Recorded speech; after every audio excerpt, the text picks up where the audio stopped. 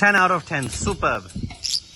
Violet Parblu Ewing of line ka DNA male, ring number 148. Into Parblu of line DNA female, ring number 067.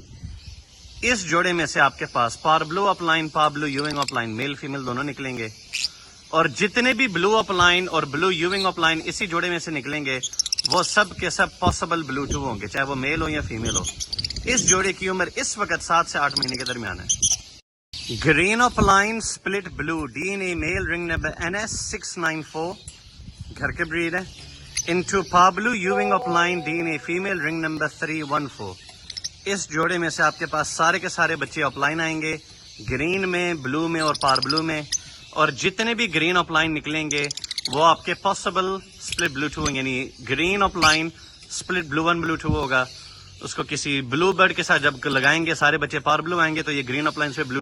आप अपलाइंस को top quality jumbo sizes में निकालना चाह रहे हैं तो ये जोड़ा इस्तेमाल करें। Green fisher split upline split blue DNA male, ring number 057 into single factor violet ewing upline DNA female, ring number 053।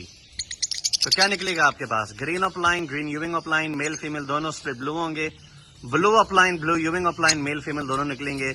इस जोड़े की उम्र 8 महीने के करीब है, माशाल्लाह। Green euwing split blue DNA male, ring number 068 into green fisher split blue DNA female, ring number 194। इस जोड़े में से green fisher green euwing jumbo size के निकलेंगे, और जितने भी ब्लू फिशर ब्लू यूविंग निकलेंगे उनकी क्वालिटी अच्छी होने के साथ साइज बहुत अच्छा होगा। ये जिस बहन भाई को चाहिए राब्ता कर ले। Thank you.